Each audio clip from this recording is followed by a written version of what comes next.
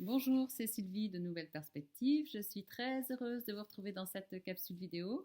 Plutôt que de vous envoyer une newsletter, j'ai préféré vous passer un petit message vidéo cette semaine. Alors, le sujet de cette petite capsule vidéo, je voulais vous parler d'un livre que Annie, merci Annie, m'a prêté cette semaine. Un livre qui s'intitule Qui a piqué mon fromage? Spencer Johnson, euh, vendu à des milliers d'exemplaires. Un petit bijou d'efficacité. Je ne pouvais pas passer à côté, je ne pouvais pas ne pas vous en parler. Alors, de quoi nous parle ce livre? En fait, il nous parle de quatre petits personnages. Il nous parle de deux petites souris qui s'appellent Flair et Flèche, et il nous parle de deux mini-gus qui s'appellent Polochon et Baluchon. Alors, ces quatre petits personnages reflètent en fait quatre types de personnalités, et ce livre nous parle du changement. Et en fait, cette parabole nous invite à vraiment à prendre conscience que dans notre vie, tout est en perpétuel mouvement, tout est en perpétuel changement, pardon, je vais y arriver, et que rien ne nous est jamais acquis. La vie, en fait, est un dédale de passages, nous dit ce livre, comme un labyrinthe, et nous empruntons, en fait, ce labyrinthe, et parfois nous tombons dans des cul-de-sac.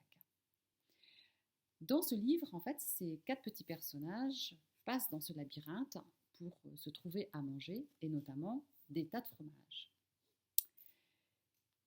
À la recherche, en fait, de leur quête, comme nous, en fait, lorsque nous recherchons, nous voulons atteindre un objectif, nous atteignons un tas de fromage. Et lorsque nous avons atteint notre tas de fromage, parfois, nous prenons ce tas de fromage pour quelque chose d'acquis et de définitif. Or, Flair et Flèche sont deux petites souris intuitives et à l'écoute des signes, et toujours en fait dans le mouvement, toujours dans le mouvement de la vie, à ne pas s'endormir et se laisser ramollir par l'habitude, par la chose qui est acquise, qui m'appartient, et finalement je ne fais plus attention, je ne fais plus d'efforts, je n'écoute pas ce qui change autour de moi. Et ce livre nous parle plus particulièrement de Polochon et de Baluchon, qui ont pris pour acquis un tas de fromage et finalement n'y font plus attention et vont en fait à la source régulièrement, mais voilà, un peu dans un côté un peu lymphatique. J'y vais, je me nourris, c'est normal en fait que ce tas de fromage soit là. Et ne s'aperçoivent pas, comme Flair et Flèche, qui elles sont déjà parties et sont déjà loin pour aller chercher un autre tas de fromage, que ce tas de fromage commence à diminuer et que les réserves diminuent et qu'un beau matin, ils se réveillent et qu'il n'y a plus de fromage. Et ce livre nous parle de fromage, mais ce fromage peut être un travail, ça peut être une relation, ça peut être quelque chose à laquelle vous tenez. Et ce livre nous invite vraiment à faire attention, à entretenir notre tas de fromage, à se dire que du jour au lendemain, notre tas de fromage peut disparaître. Alors Polochon et Baluchon, eux, n'ont rien vu venir et le tas de fromage a disparu. Baluchon et Polochon se placent alors en victime. Ce n'est absolument pas de leur faute si ce tas de fromage a complètement diminué, a totalement disparu. Ils se posent en victime, ils n'ont jamais voulu ce changement. Sauf que ne pas accepter ce changement les faire rester dans cette position d'attendre que tout d'un coup, peut-être qu'il va y avoir un miracle et que ça va revenir. Sauf que ça ne revient pas.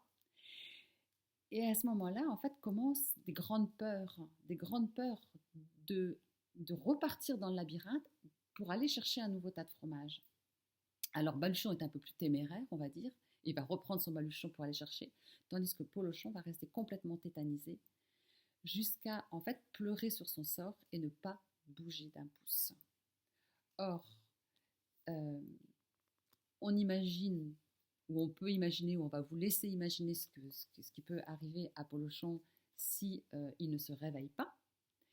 Et donc cette métaphore nous invite vraiment à être attentifs aux signes du changement et à participer en fait à l'entretien de notre tas de fromage. Alors mettez derrière le mot tas de fromage ce qui vous tient à cœur, que ce soit un travail, votre conjoint ou votre conjointe, votre santé, d'accord? Prenez vraiment conscience que notre tas de fromage à tous peut disparaître du jour au lendemain.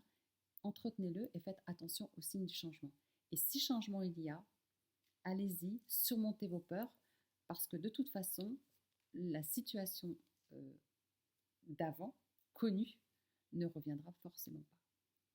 Je vous souhaite une excellente semaine, procurez-vous ce livre, Qui a piqué mon fromage, et je vous retrouve dans une prochaine capsule vidéo. À très bientôt!